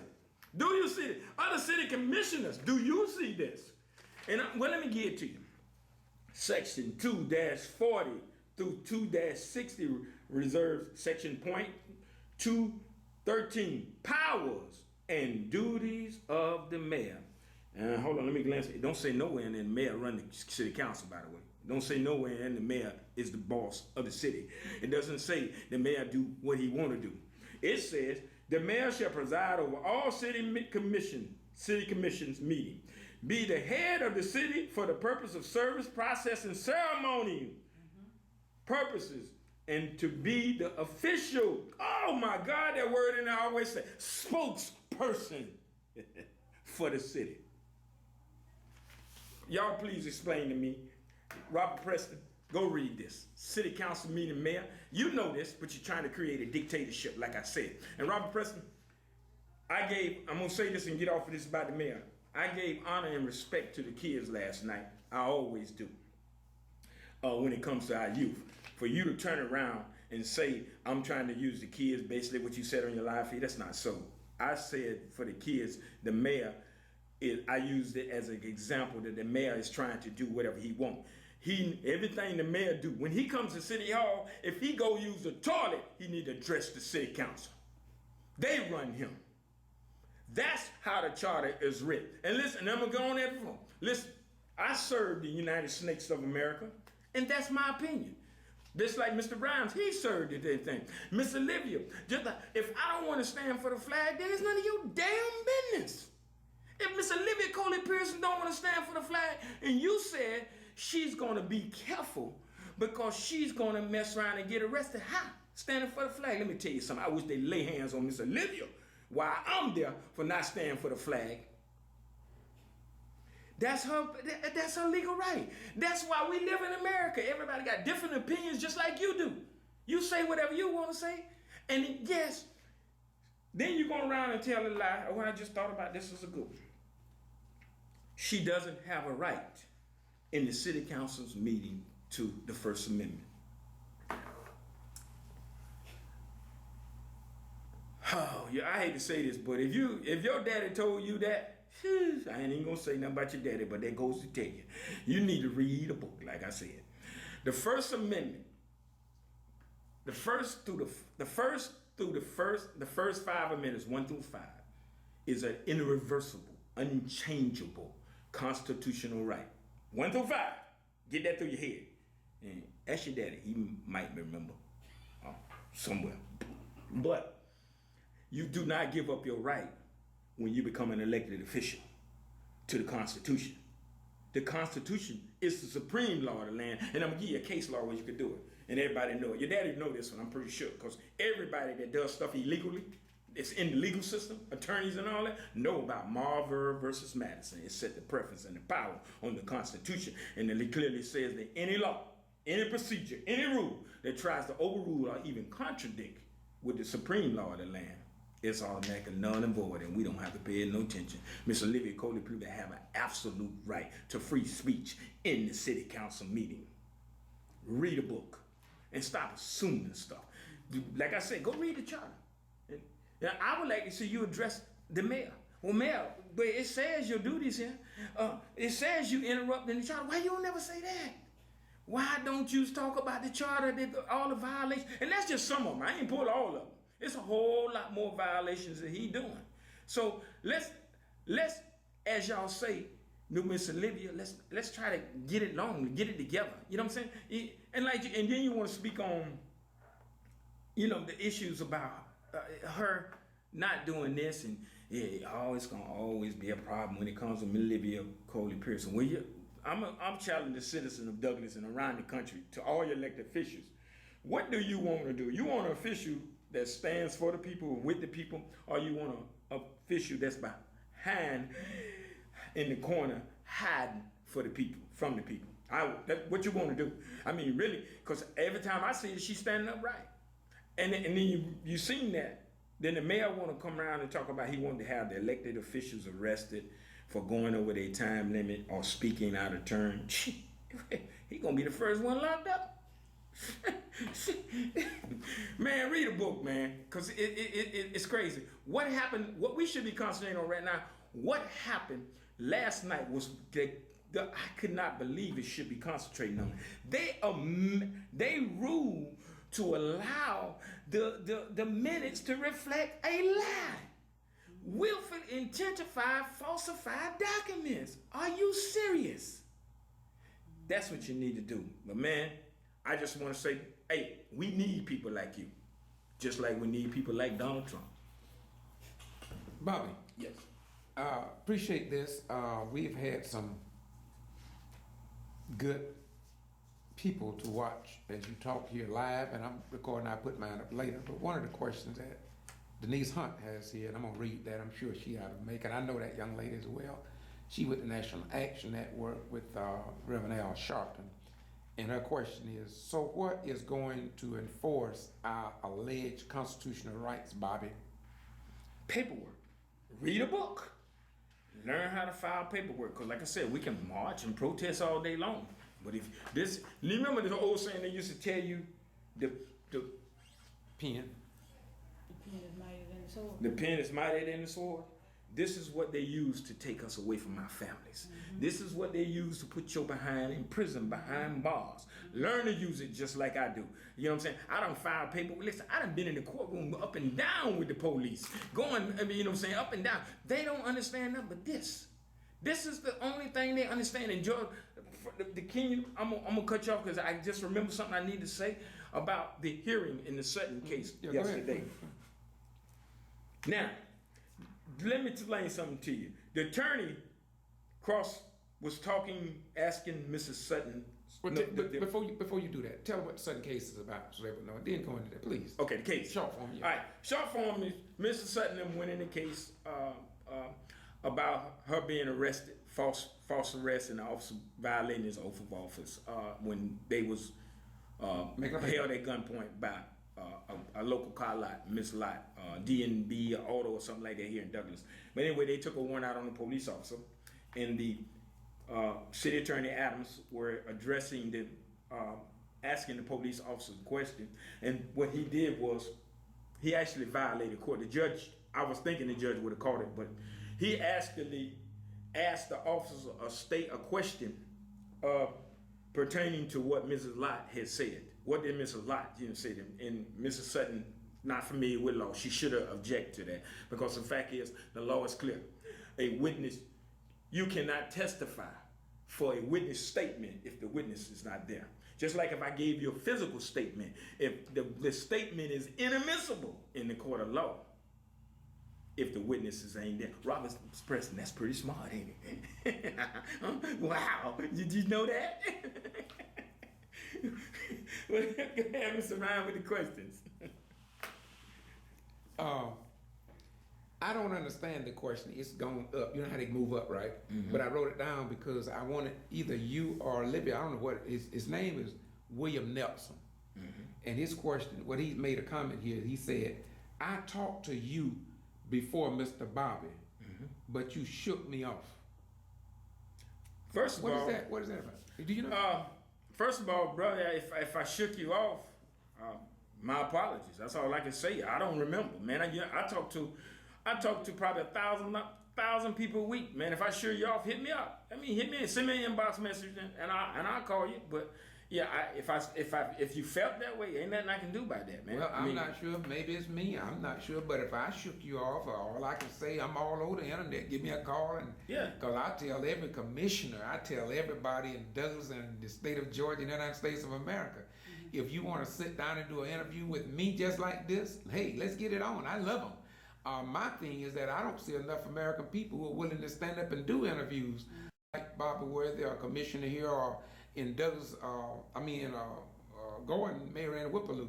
Mary Ann Whippaloo wouldn't go to Channel 41, 26, and all them. She came to me because she said that they wasn't going to tell her story right. Exactly. And so if you got a story to tell, hey, come on and tell it. I mean, I've talked about, I go from A to Z with you, so I'm not going to shake no. Yeah, like I said, if I shook you off and you felt that way, just call back. A lot of people, man, if I get 20 or 30 calls in one day, man, I'm not going to remember until you call me. Even if you don't send me a message. And listen, I just got a 30-day Facebook jail. So if you try to call me and hit me on Facebook within them 30 days, I just did hard 30 days, then you wouldn't have got me. So send me a message, get with me, man. But one thing I can say, man, I used to send out press release to everybody no more. I don't do it. I send press release to one person. The person that prints what others ignore. The person that publishes what others know, and that's George Buster Rhymes. And like I said, if you go to this page, you'll see some things about me. He ain't, it's no concern to him. He report what people say. So, I mean, really, like I said, they talked about Jesus, but do what you got to do, man. If you felt that way, man, my apologies. Hit me up. But we got to move forward. So with that said, George, you got any more questions? I just want to add this is that I will say again that anybody that want to call me, you could be in Washington D.C. or in Germany. I interviewed some people over the phone that was in the military from Germany, and I can get it done. So I don't have no reason to hide nothing from anybody, because that's the flavor of my nature. Bobby, close us out with what you think could help Douglas and the breakdown in the local government as we see it. What do you think? Well, the thing is holding our government accountable. The main thing, like I said, man, and I said it in a jokey way, but it's true. Read a book. I mean, really, literally, we can't do nothing. And just like if the police stop you, you can't beat them side the road, fussing, running this in, running that there, running that. You know what I'm saying? If police stop you, you ain't satisfied with him, go to his precinct where he at, and then when he walk in there and he see you, your eye gonna get big as I don't know what. Mm-hmm. You can't beat him with that mouthpiece. Educate yourself, knowing your rights, walk in truth and justice. And I had to give it to you. When I started doing this, y'all all know I used to be ignorant of this. I'm talking about ignorant as they come. And because of hanging around like Miss Olivia Coley Pearson, well, I don't know about Miss Olivia, she rough. but anyway, hang around people like that, even George. George has made me a better person speaking. I mean, everything used to come out my mouth, beep, beep, beep, beep, beep, beep, beep, beep. I mean, really. But it's a time and place for everything. It's a time and place to act stupid. It's a time and a place, and it's all us. Just like you like different flavors when you eat stuff.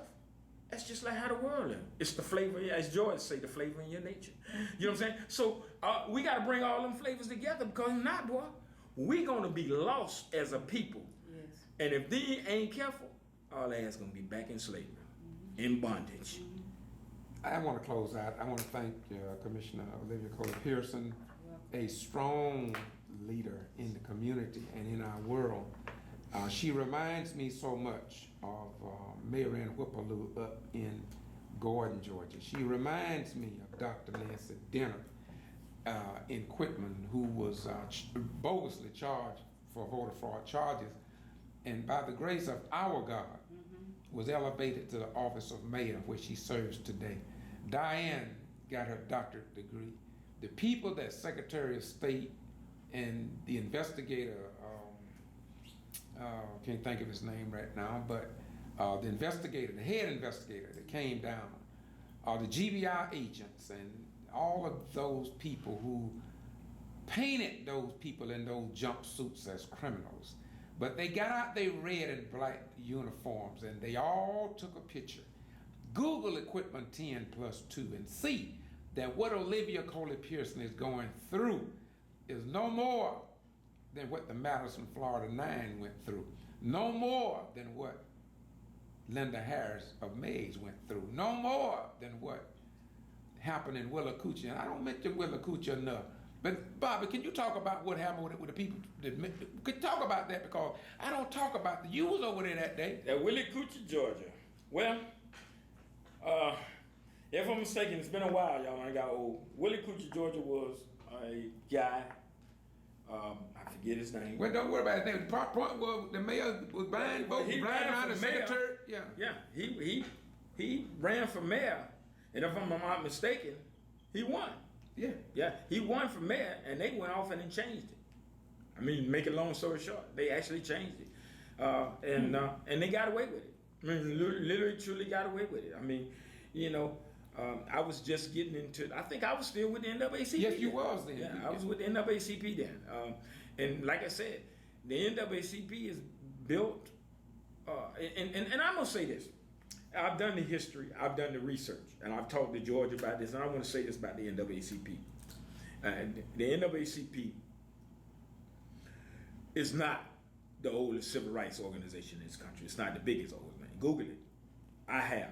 The NAACP, it is the national, it's the NDA, it's the National Association for the Deaf. That is the biggest civil rights organization in the country. A lot of people think it's the NRA, but it's not the NRA. NRA is one of the biggest, and it's older than the NAACP, but the biggest is the ND, and it's on my page, y'all. It's a web page you can go to and look it up. Just Google it. It's the National Deaf Association. It's the largest civil rights. How did you find that out? By reading? By reading. Actually, yeah, by reading a book. But like I said, y'all, and I try to educate people, and I'm not downgrading the NAACP, but stop lying. If I can Google it and find it, and you know who put me onto this? Judge Paul Nally is the one that told me he. And is he black guy? No, he's a white guy. I think Caucasian. One of them. he's the other side of me. You tell me you associate with white people when they call you a racist and all these things? Yes.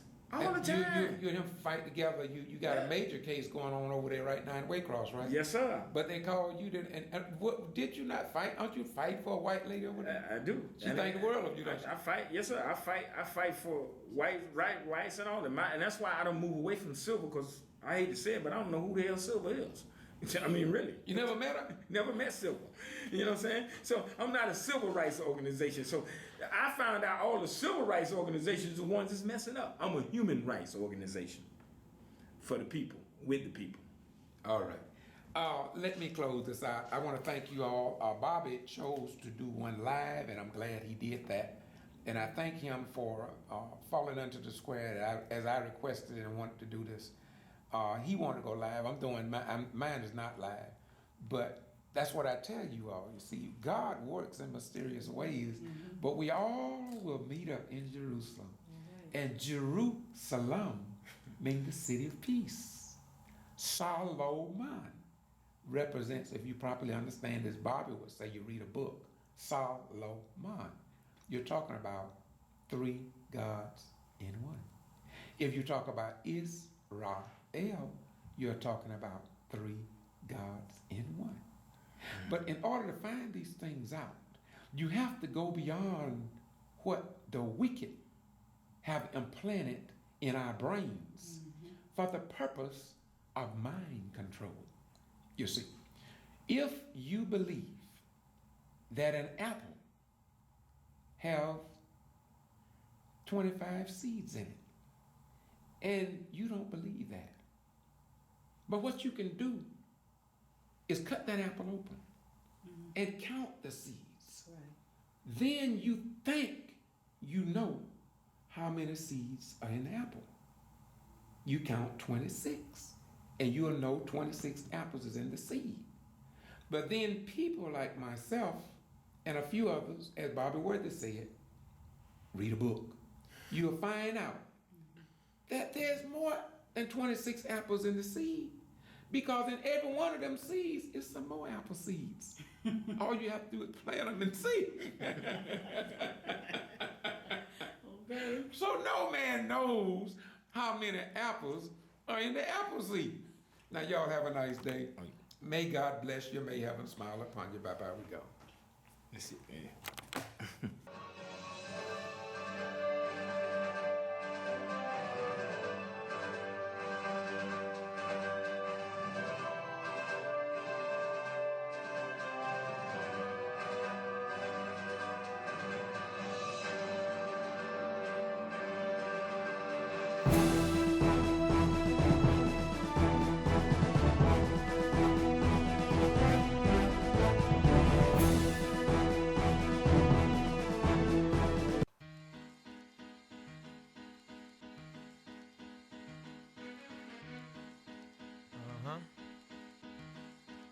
If I had 100 sheep and one of them got away, I would leave the 99 and go find that one. That's right. Look from the locks and jaws of Satan, I come creating, penetrating with force from the land of the lost and coming like Muhammad got the devil on the run, rising like the sun.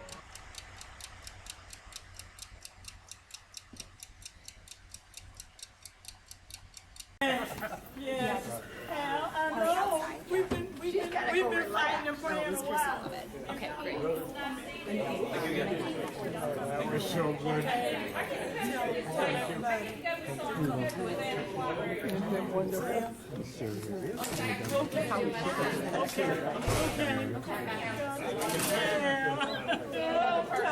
was so tired. I was so tired. Oh, Lord, have mercy. Thank you, Lord. Oh, Gotta rejoice in yes, I thank you. I give you all the glory, the honor, and the praise. come to Hawks, I'll buy you a question. Yes, sir. You get some noise on the free hand. Okay. Thank you. Okay. Of course, I will talk outside. Okay, I'm gonna get my stuff from my car. Okay. Thank you so much. Oh, thank you. Thank you. Oh, I'm sorry. I'm sorry. Okay. Okay, I'm here. Sorry. All right. All right. Okay. Y'all ain't no good. Y'all don't know what y'all doing. Stop laughing. Give me They some don't time. know What what you think y'all about the verdict, man? What you think about the verdict? Well, let me tell you about the verdict. Be brief now. Be brief. Okay, brief.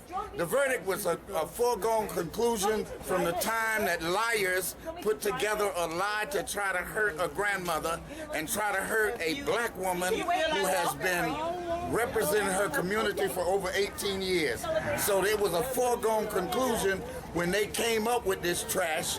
They spent our money on this mess for no reason at all, and we need to let the world know we tired of them destroying poor people with this law thing they got. The law was why Jesus came, because these fools had taken the law and disturbed it to the point that it was as ridiculous as it was with this thing.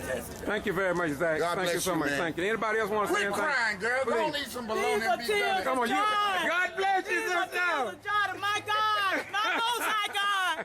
Praise God. And he kept telling me he was going to bring me out. Praise the He Lord. kept telling me he was going to bring me out.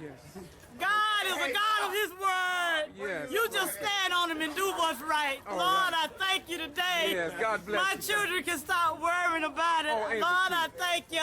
I can spend time with my grandchildren in peace. Thank you, Lord. Thank you for all my supporters.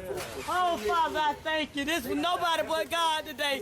We had some righteous jurors today. Yes, yes. We had some righteous folks up there. What you gonna say about your attorney? What about the attorney? Oh, yes, and my attorney. What's your attorney My attorneys, Attorney Mark Loudon Brown, Attorney Sarah Garrity, Investigator Miles Shaduri, Hannah, and Kay. Everybody was awesome transporting people. I know Kate is tired. She went to Douglas twice today. Where's your hotel room? Days in. Y'all can follow me. I don't know the street is on. So who's going? Where you going? Sarah, Maya, get her. May not. What do you think about this verdict, my brother? I love it. That's all you love it? All right. That boy, Butler for was the his name. address. Right. What do you think about the verdict?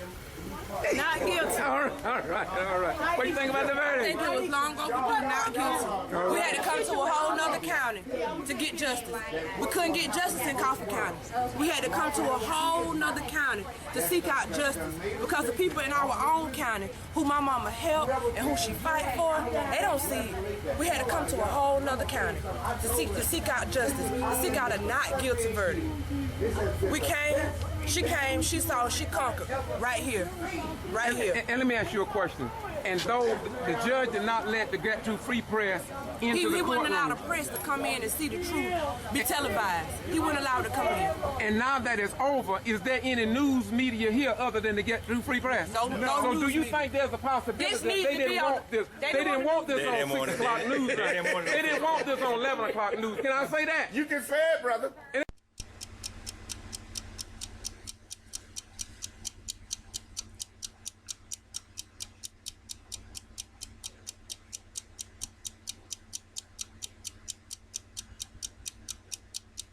I say something. The judge said, "Come on." Then he told I had sent this. I filed this faxes over to the certified. No, to the clerk, girl, you know. I put The judge, judge, I said, "This is what the law says." I've been through this many a time.